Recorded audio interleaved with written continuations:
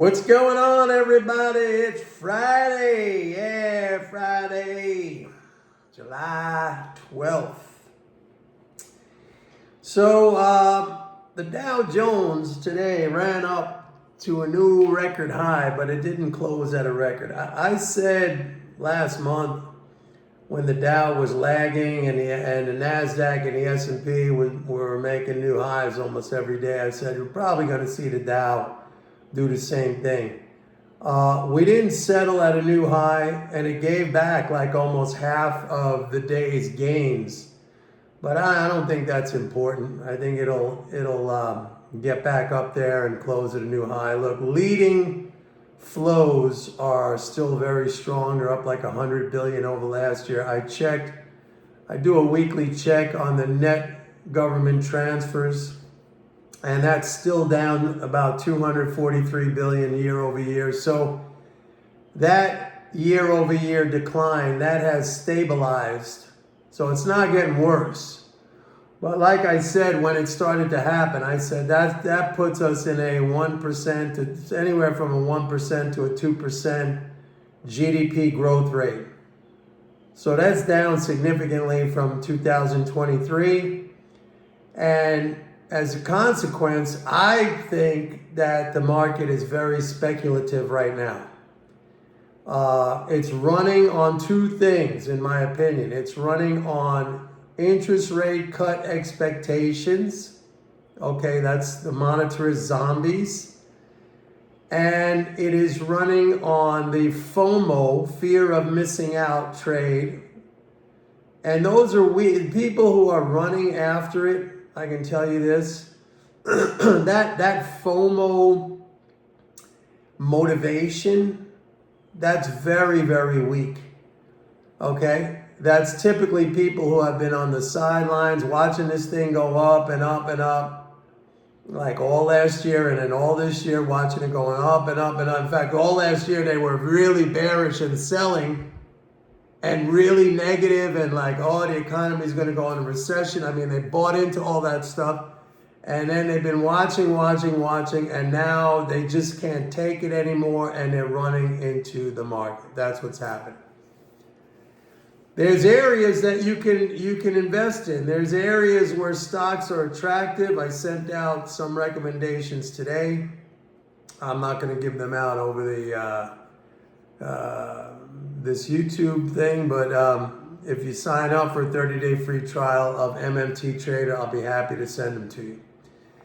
I think some of you are having a problem with understanding when I talk about monetary policy, and it really stems, again, it's a lot of you are locked into this single variable analysis, which is commonplace among mainstream economics. Okay, I have people commenting here when I talk about rate cuts are not going to be bullish for the economy or the stock market. They're saying because it's gonna, people are saying, well, Mike, you completely lost the point. The point is when the Fed cuts rates, it's going to provide more disposable income to people because their debt payments, their debt service is going to go down. I totally understand that, and I've never denied that. But I said you have to have an understanding that there's two sides to a balance sheet. There's the debit side and there's the credit side. There's the liability side and there's the asset side. So yes, households will have more disposable income because debt service burdens will go down. But at the same time, interest income transfers to the economy are going to go down. And the non-government, the economy, is a net creditor. A lot of you probably say, what are you talking about? It's a net creditor. Everybody's in debt. No. The government debt of 34 trillion, whatever the number is, 35 trillion that we always hear about it, which is posted up in Times Square and everywhere else, that is held by the non-government. They own the treasuries that receive the interest payments from the government. So the non-government is a net creditor to the government. So the impact is more on the rate cutting side, the impact is more of a negative impact because all those transfers, and it's the reason why we've had such a boom in the stock market over the last 2 years, despite the fact that interest rates have gone way, way up. And I've been explaining that for 2 years, okay? If you come at me and you say, Mike, you don't understand because it's going to give households more disposable income. Yes, I understand that. But what you don't understand is that there is the other side of that equation. The debtors are going to feel a little bit better. The creditors, the ones who receive the income. Okay, so if you're paying less interest on your debt, somebody else is receiving less interest. And the bigger picture is that those government transfers are going to go down. And the non-government sector is a net creditor to the tune of 35 trillion, whatever the stupid, national debt is. It's so ridiculous the way it's, the terminology of that thing. That's a national asset for the non-government. They own that. They own those treasuries that receive the income. I mean, maybe I'm not making this clear. I don't know. I don't think it's that hard to understand. There's two sides to a balance sheet. I've said this so many times. There's the asset side, there's the liability side.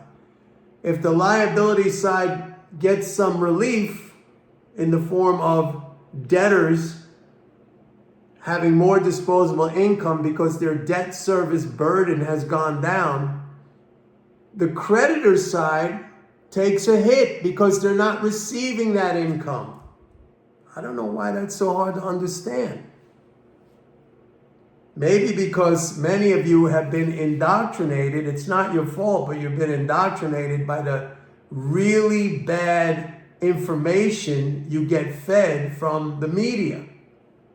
That's probably the thing. And so you have been trained, you have been indoctrinated, you have been taught to see only one side of the picture. And listen, I can't blame you guys because you have people in very high positions in economics who are teaching this stuff at universities who don't understand, who teach it wrong. So how can I expect that all of you are going to get it right? I'm trying to help. I'm trying to help in getting you to understand. And maybe my explanation is not clear. Maybe it could be better. I don't know. I'm giving the best explanation that I know how to give. Seriously. To me, it seems very easy to understand. I don't know, because maybe I've been thinking about it or doing it for so many years. I don't know. Look, I said way back in the 1990s and early 2000s, before I got involved in MMT, I thought the same way like that. I used to say the U.S. is bankrupt, China owns us, the dollar's going to collapse, all this crazy nonsense. I used to say the same thing. Like I said in the other video, I wish I still had those tapes from my appearances on CNBC back in 1996, 1997. I said all that stuff until the light bulb went off in my head when I started to understand MMT. And really, MMT is really kind of just an understanding of accounting when you think about it. That's part of it anyway. I mean, that's part of it. So anyway, not a whole lot to talk about. Some interesting moves. I just checked the CFTC's commitments of traders. It comes out every Friday. So gold producers and banks were again selling. Gold producers were selling gold futures heavily in the week ending July 9th. Okay, they've raised their net short hedging now. And they've been doing that over the last 6 weeks. So that's interesting. Silver, same thing. Producers and banks selling. Speculators were buying. Okay?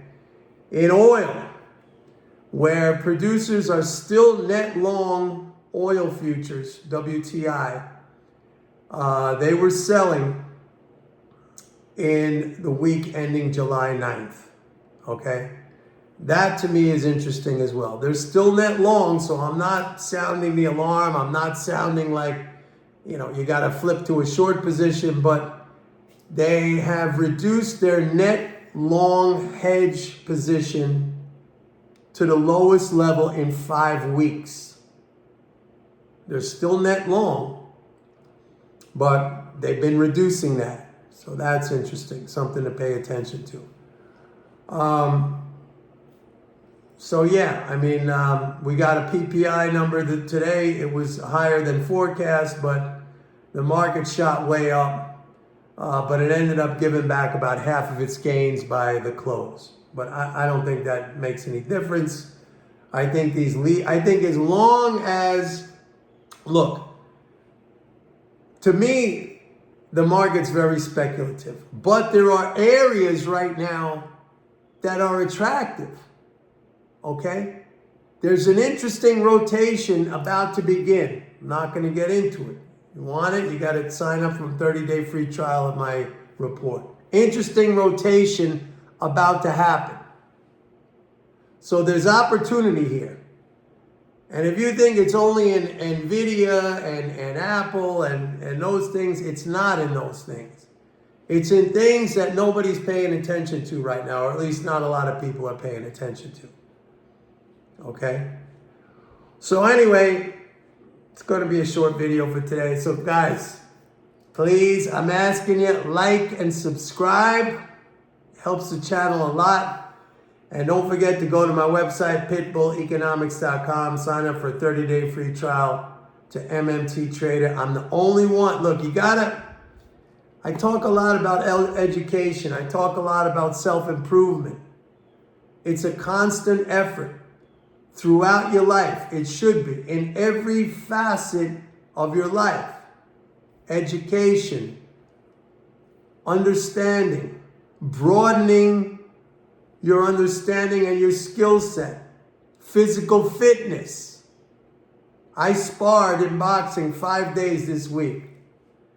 This new boxing club that I'm at here in Florida, it's a small little club, but I get to spar every day, which is great. I don't know if I'm getting any better, but it's a lot of fun. Fighting solves everything. It does, man. All right, everybody, listen, Friday, go enjoy. Have a nice weekend. I'll see you on Monday. Don't forget to please like and subscribe. And go to my website, pitbulleconomics.com. Sign up for a 30-day free trial to MMT Trader. Bye.